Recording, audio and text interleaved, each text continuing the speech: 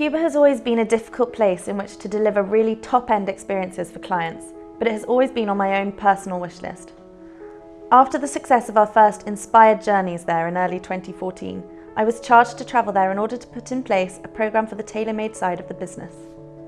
Cuba is great for everyone. Anyone who wants to go somewhere a bit different and is excited by the unknown will absolutely love it. I think it's perfect for families because there's a lot to do. Children will just love the riding in the countryside and going on horse and carts and going down rivers, snorkeling and boating. It's really fun and very active. But it's also fun for adults because there's a really great night scene, a lot of music, a lot of dancing.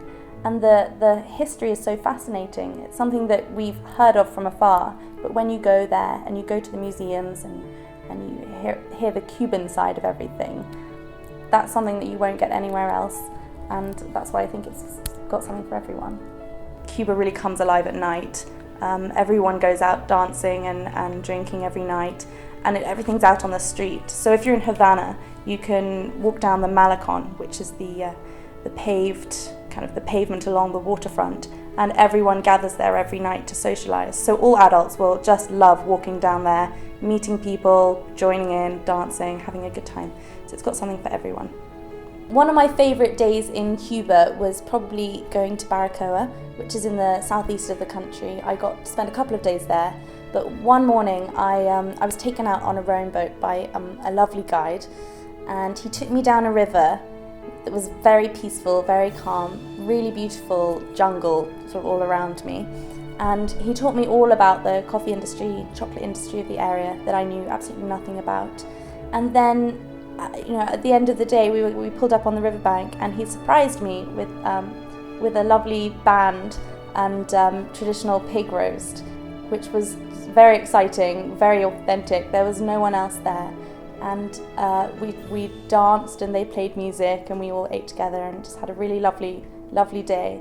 And that's something that I've never experienced anywhere else in Latin America. Something so sort of. I went travelling in Cuba with a lady who'd lived in Havana for about 5 years, originally Irish, but because she knew what was going on, she was an excellent person to travel around with. She knew the ins and outs, and she knew all the little secret places to show me. And I went with her to Trinidad for a few days.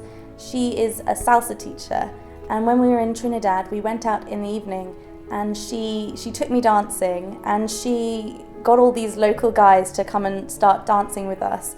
And she really inspired me because she was so confident and made the most of every opportunity when we were there, and took us to the hidden little places. So she really inspired me, and I'd like to get under the skin of a place just as much as she has. The dance and the music of Cuba were very liberating. I would love to go back to learn to dance properly in some of the little bars and clubs we discovered, and also to see the ballet school, which we have now gained private access to for our clients.